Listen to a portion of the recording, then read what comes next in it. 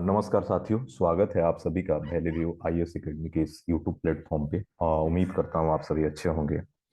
आज एक महत्वपूर्ण टॉपिक पर डिस्कस करेंगे और यह टॉपिक काफी महत्वपूर्ण होने वाला है। चूंकि कुछ महत्वपूर्ण न्यूज़पेपर में इस न्यूज़ को कवर अप किया गया है और सबसे मजे की बात यह है कि इस टॉपिक से बार बार प्रश्न पूछे गए हैं, छोटे एग्जाम से लेकर के बड़े एग्जाम में भी। तो क्या है मुद्दा, इस मुद्दे को समझते हैं। दो हिस्सों में टूट रहा है अफ्रीका महाद्वीप। जैसा कि आपको स्क्रीन पर दिख रहा होगा कि हमारे जो दुनिया है, उस दुनिया में कॉन्टिनेंट है, उस कॉन्टिनेंट में एक कॉन्टिनेंट है आपका अफ्रीका कॉन्टिनेंट। और उस अफ्रीका कॉन्टिनेंट का दो हिस्सों में टूटना कुछ रिपोर्टें बता रही है। क्या है कहानी, इसको कुछ इसके जो प्रिंसिपल रहे हैं, कॉन्टिनेंट ड्रिफ्ट थ्योरी हो गया या कुछ प्लेट टेक्टोनिक थ्योरी के बारे में आप लोगों ने सुना होगा। इन दोनों थ्योरी के बारे में थोड़ा सा जानने का प्रयास करेंगे और इस प्रिंसिपल को आज के न्यूज के साथ रिलेट करने का प्रयास करेंगे कि आखिर इस प्रकार की जो न्यूज अभी सुनने को मिल रहा है, यह न्यूज कहाँ तक सही हो सकता है और किस सिद्धांत पर यह काम कर रहा है। तो आप, मुझे उम्मीद है कि अगर कुछ इस बेसिक पैरामीटर को आप जैसे ही समझेंगे, आपको यह न्यूज क्रिस्टल क्लियर हो जाएगा। आपको बता दें कि इस टॉपिक से लगभग 2013 में एक मेंस के भी क्वेश्चन पूछे गए थे।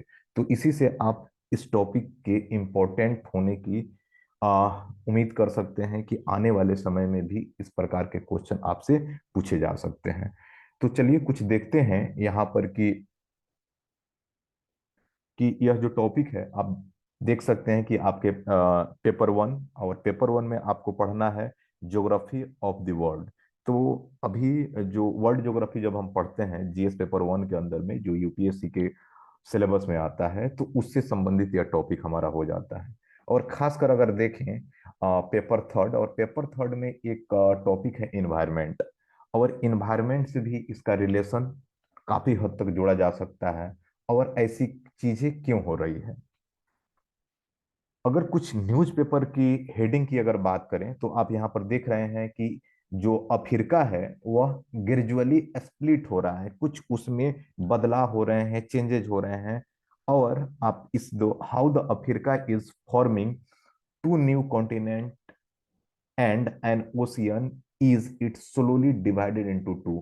कहने का मतलब यह है कि कुछ न्यूज पेपर जो वहाँ के जो रिपोर्ट आ रहे हैं, उस रिपोर्ट के आधार पर इन्होंने हेडिंग दिया है, और उस हेडिंग का को यह रिजल्ट आ रहा है कि आने वाले समय में आप देखेंगे कि जो अफ्रीका कॉन्टिनेंट है वह दो भागों में बंट सकता है। और जब अफ्रीका कॉन्टिनेंट जब बंटेगा, तो जो दो लैंड पार्ट होंगे और उस लैंड पार्ट के बीच में जो एक वाटर का जो एक बड़ा बॉडी बनेगा, तो उसको तो हमको एक नया ओशियन का नाम देना पड़ेगा।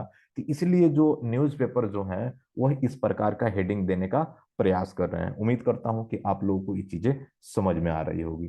क्या है कहानी, यह चर्चा में क्यों है, रिफ्टिंग क्या होती है, अफ्रीका दो भागों में क्यों बट रहा है, क्या बदलाव आएगा इससे, इस विभाजन में कितना समय लगेगा, और निष्कर्ष, इस कुछ बिंदुओं के आधार पर हम लोग इस पूरे जो न्यूज़ है उसको एनालिसिस करने का प्रयास करेंगे।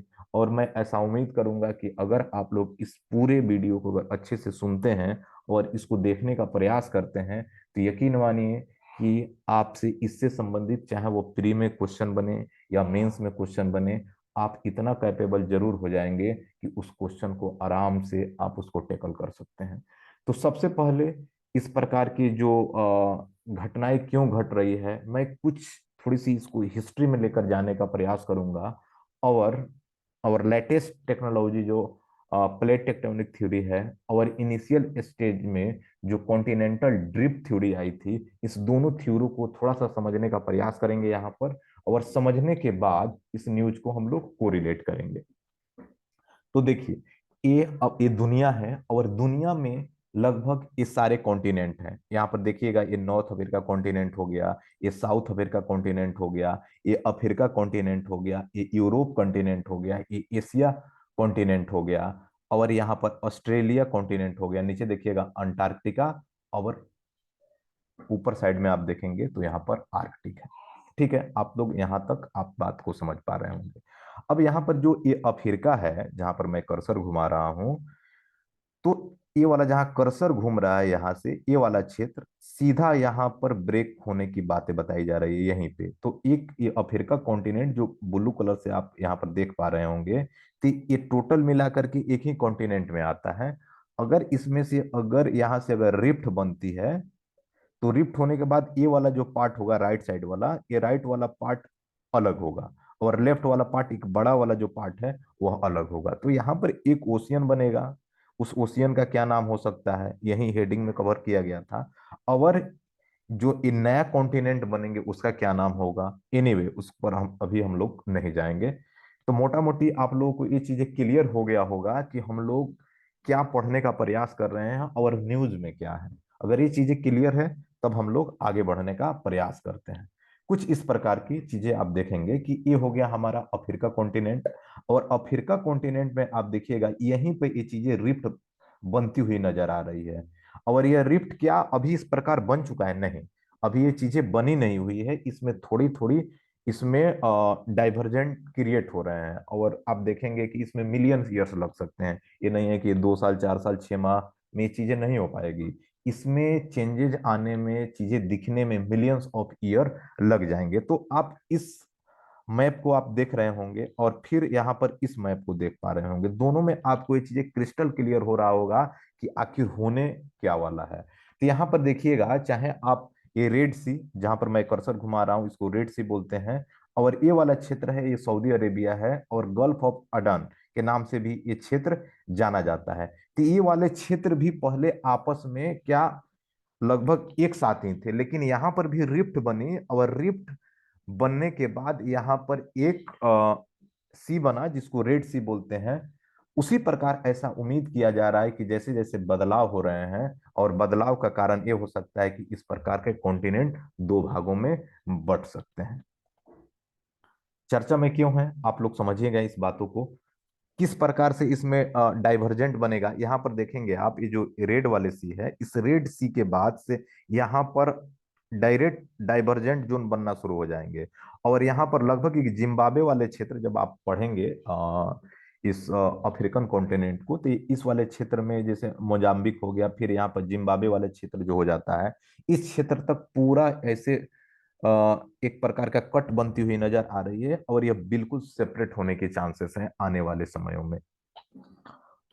अब यहाँ पर मैं ये चीजें आपको बताने का प्रयास करूंगा कि दुनिया में कुछ रिसर्चर ने कुछ सिद्धांत दिए कि आखिर इस प्रकार की चीजें क्यों हो रही है, जैसे अर्थक्वेक क्यों आते हैं, वोल्केनो क्यों आते हैं, अगर मतलब कॉन्टिनेंट कैसे बनते हैं।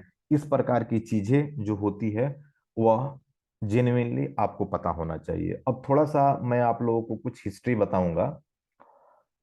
अब इस स्क्रीन को आप लोग देखिएगा, एक रिसर्च करने वाले एक साइंटिस्ट थे जिनको जेन्युइनली अगर कहा जाए, उनका नाम था अल्फ्रेड वेगनर। और अल्फ्रेड वेगनर जो थे वह ज्योग्राफी का उनका एक अगर कहा जाए स्पेशलाइजेशन उसमें था नहीं, वह एक मौसम विद नॉलेजेबल पर्सन थे। तो उन्होंने लगभग 1596 ईस्वी में एक साइंटिस्ट हुए जो जेन्युइनली मानचित्र विशेषज्ञ थे, मैप के स्पेशलिस्ट थे, जिनका नाम था अब्राहम ऑर्टिलस। इन्होंने कुछ बातें बताई थी लगभग 1596 में, और उन्होंने बताया था कि जो दुनिया है ना, दुनिया आज का जो जितने कॉन्टिनेंट है, ये सारे कॉन्टिनेंट एक समय आपस में एक साथ हुआ करते थे।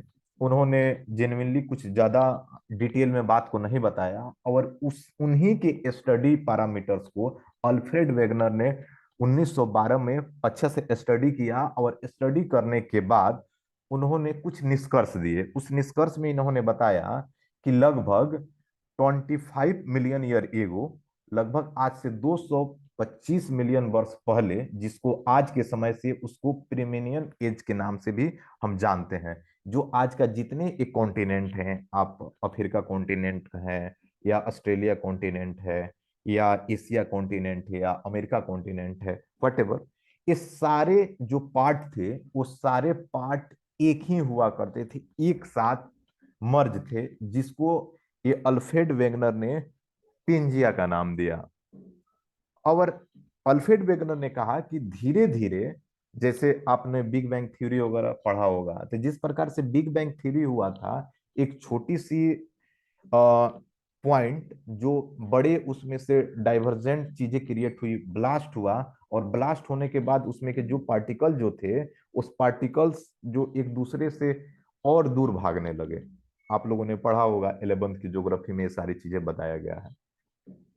तो उसी प्रकार इन्होंने बताया, अल्फ्रेड वेगनर ने, कि जैसे जैसे समय बीतता गया, लगभग 225 मिलियन वर्ष जो पहले एक पेंजिया बना था, कुछ समय बीतने के बाद, लगभग आज से 200 मिलियन ईयर्स पहले, लगभग ये जो पेंजिया था वह दो भागों में बट गया। और दो भाग में बटने का जो नॉर्थ वाला पार्ट था उसको लॉरेशिया, और नीचे वाला जो पार्ट जो था उसको गोंडवाना लैंड इन्होंने नाम दिया। और धीरे धीरे इन्होंने बोला कि उसी तरह लगभग वो एक आज से 135 मिलियन वर्ष पहले ज्यूरिस्टिक्स एज में, लगभग ये दो पार्ट धीरे धीरे तीन पार्ट, चार पार्ट, पांच पार्ट, छह पार्ट, इसी तरह बढ़ते बढ़ते आज के प्रेजेंट डे में इस प्रकार के कॉन्टिनेंट का निर्माण कर लिया। ये तो थी अल्फ्रेड वेगनर साहब की अपने सिद्धांत। कभी करेंगे इसकी डिटेल में चर्चा कि आखिर ये कैसे हुआ ये सारी चीजें।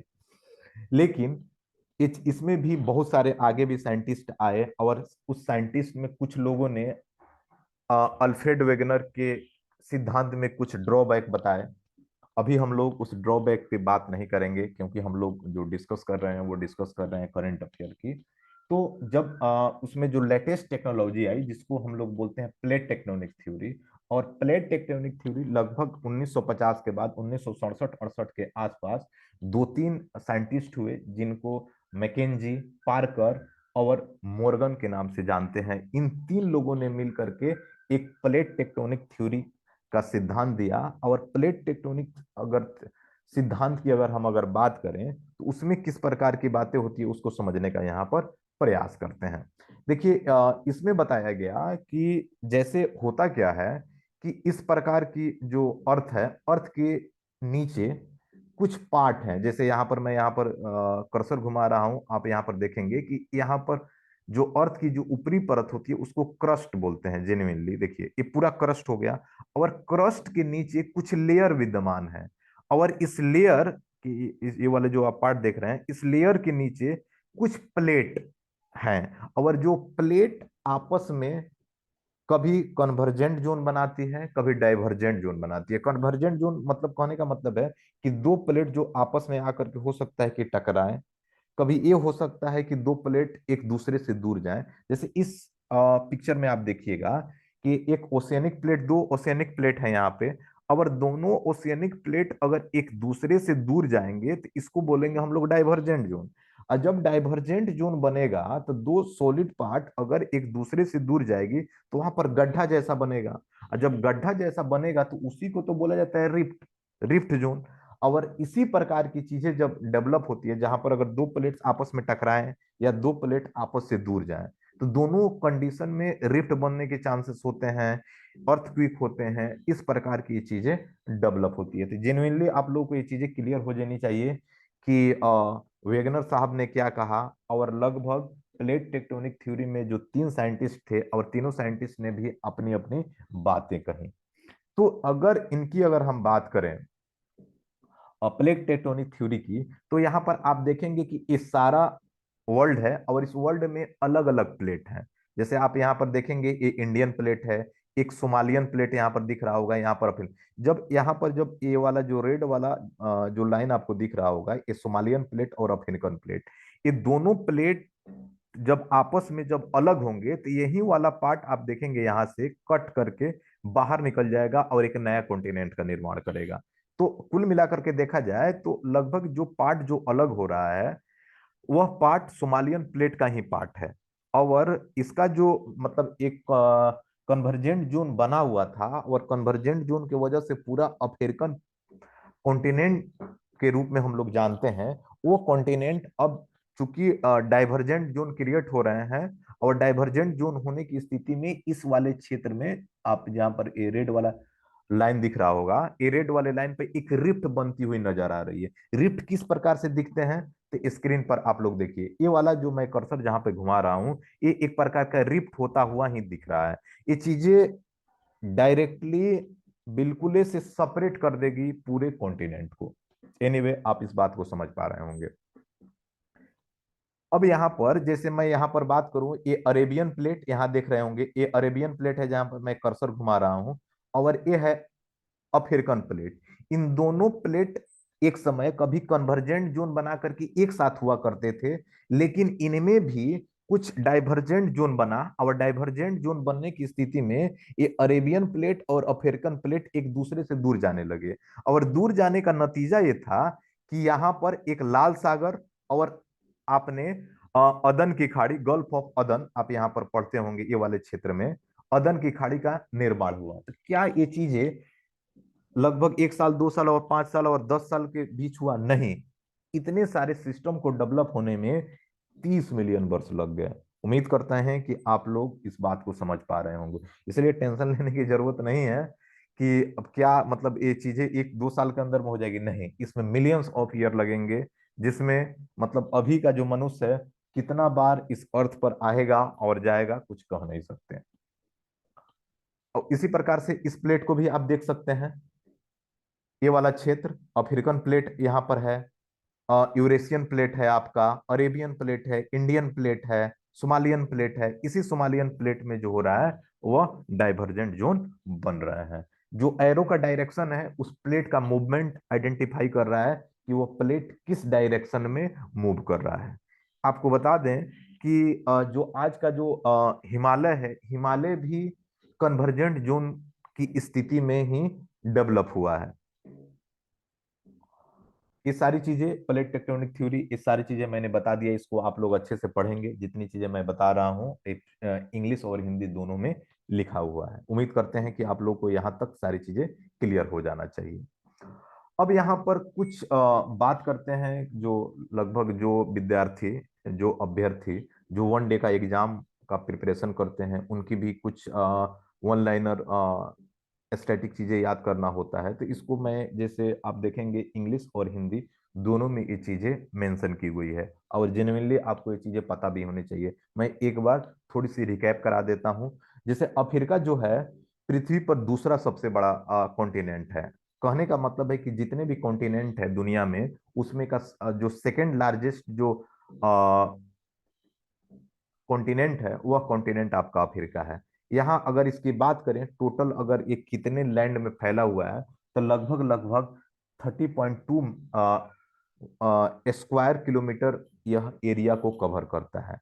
लगभग इसमें अगर बात करें तो अफ्रीका में लगभग 54, जिनको दुनिया मानती है कि हाँ इसमें 54 देश हैं, लेकिन इसमें 54 से भी ज्यादा देश हैं, लेकिन बहुत सारे देश हैं जो उनको देश मानते ही नहीं है। एनीवे उस पर हम लोगों को जानने का ज्यादा प्रयास नहीं करना चाहिए।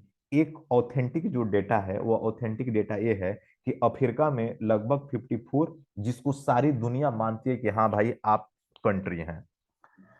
अगर बात करें अफ्रीका को, अगर 2 भाग में अगर बांट दें, तो अगर जो नॉर्थ अफ्रीका की बात करें तो वहां पर एक सहारा डेजर्ट है, जिसको सहारा रेगिस्तान कहते हैं, और वो सहारा रेगिस्तान दुनिया का सबसे एक हॉटेस्ट डेजर्ट है, गर्म रेगिस्तान है, जो लगभग 3.6 मिलियन वर्ग मील के क्षेत्र को कवर करता है। आपने नील नदी का नाम सुना होगा। नील नदी जो मिस्र और कई अन्य अफ्रीकी देशों से होकर के बहती है, दुनिया की सबसे लंबी नदी के नाम से इसको जाना जाता है। अगर इसकी लंबाई की बात करें तो लगभग 6,650 किलोमीटर इसकी टोटल लंबाई है। आपको आपने जीके वगैरह की बुक में पढ़े होंगे कि लगभग जो स्तनपायु, लगभग अफ्रीका के सबसे बड़े भूमि स्तनपायु जो अफ्रीकी हाथी है यहीं पर निवास करती है। और जो एक जो चीता है, जो भूमि का एक बड़ा स्तनपायु और तेज दौड़ने में इनकी मतलब अपनी एक नाम है, आप लोग जीके वगैरह में पढ़ते होंगे, चीता, जो यही अफ्रीका में निवास करता है, यह रहता है। तंजानिया में स्थित, तंजानिया एक कंट्री है, उस तंजानिया जो अफ्रीका कॉन्टिनेंट में आते हैं, वहां पर एक माउंट किलिमंजारो अफ्रीका का सबसे ऊंचा पर्वत है। और यह प्रश्न हमको लगता है कि वन डे एग्जाम में बहुत बार पूछा गया है। और दुनिया की सबसे ऊंचा एक मुक्त खड़ा पर्वत है जिसकी ऊंचाई लगभग 5,895 मीटर है। पूर्वी अफ्रीका में स्थित, जो मैं अगर बात करूं तो अफ्रीका के जो खड़े हैं, तो एक अगर पूर्वी वाले क्षेत्र को आप देखेंगे तो उसको पूर्वी अफ्रीका के नाम से जानते हैं, और पश्चिमी वाले जो अफ्रीका है उसको पश्चिमी अफ्रीका के नाम से जानते हैं। वहां पर उसी पूर्वी अफ्रीका में स्थित एक ग्रेट रिफ्ट वैली है जो कई अफ्रीकी देशों के माध्यम से चलती है, और पृथ्वी का सबसे बड़ा भूवैज्ञानिक गठन और कई अद्वितीय पौधों और जानवरों की प्रजातियों का घर है। कौन? ये ग्रिफ्ट रेफ्ट वैली। ये भी एग्जाम में पूछा जाता है। अफ्रीका में एक समृद्ध सांस्कृतिक विरासत है जिसमें लगभग 3,000 से अधिक विशिष्ट जातियां, समूह और 2,000 से अधिक भाषाएं बोली जाती है। कहने का मतलब है जिस प्रकार से भारत को विविधताओं का देश कहा जाता है, और भारत में जिस प्रकार की कल्चरल लोग निवास करते हैं, ठीक उसी प्रकार अफ्रीका में भी सांस्कृतिक जो विरासत विद्यमान है, और उसमें लगभग 3,000 से अधिक विशिष्ट जाति समूह के कम्युनिटी रिलीजन बेस्ड लोग वहां पर निवास करते हैं। और लगभग लगभग ऐसा माना जाता है कि वहां पर 2,000 से अधिक भाषाएं वहां पर बोली जाती है। महाद्वीप में तेजी से बढ़ती हुई आबादी है, और जिसमें अफ्रीका में लगभग 1.2 बिलियन से अधिक लोग रहते हैं, जो इसे एशिया के बाद दूसरे सबसे अधिक आबादी वाला महाद्वीप बनता है। कहने का मतलब है कि अफ्रीका जो अभी के समय में काफी तेजी से बढ़ता हुआ आबादी वाला देश है, और अभी की बात करें तो लगभग 1.2 बिलियन से अधिक लोग यहाँ पर विद्यमान हैं, और एशिया के बाद यह दूसरी सबसे लार्जेस्ट पॉपुलेशन वाला कॉन्टिनेंट है। तो क्वेश्चन में जब भी इस प्रकार के अगर कुछ स्टेटमेंट आते हैं, तो मैं ऐसा उम्मीद करता हूं कि आप लोग उसको इजी से उसको सॉल्व कर पाएंगे। अफ्रीकी तेल, गैस, हीरे, तांबा, यूरेनियम, निकल, अल्मुनियम, बक्साइट, कोयला, चांदी और सोने सहित कई प्राकृतिक संसाधनों से भी धन्य है। लेकिन मुद्दा यह है कि अफ्रीका जो है अभी उतने डेवलप नहीं है, वहां पर इतना टेक्नोलॉजी अभी आगे नहीं आ पाई है, जिससे वो लोग जितना तेजी से ग्रो करना चाहिए वो लोग उतना तेजी से ग्रो नहीं कर पा रहे हैं। तो उम्मीद करता हूं कि आप लोग इस पूरे टॉपिक को समझ पाए होंगे। जैसे यहाँ पर एक क्वेश्चन पूछा गया 2013 में यूपीएससी के द्वारा, what do you understand by the theory of continental drift, जो अभी मैंने थोड़ी सी इसकी ओवरव्यू दिया, and discuss the main evidence in its support. महाद्वीपीय विस्थापन के सिद्धांत से आप क्या समझते हैं, इसके समर्थ में कुछ प्रमुख प्रमाणों को विवेचना कीजिए। उम्मीद करते हैं कि आप लोग इस क्वेश्चन को भी आप लिखने का प्रयास करेंगे। साथियों, उम्मीद करता हूं कि आप लोगों को ये वीडियो पसंद आ रहा होगा। अगर आप में इसमें वीडियो से संबंधित कुछ सजेशन देना चाहते हैं तो कमेंट बॉक्स में जरूर दें। Thank you. जल्द ही मिलेंगे कुछ एक नए वीडियो के साथ।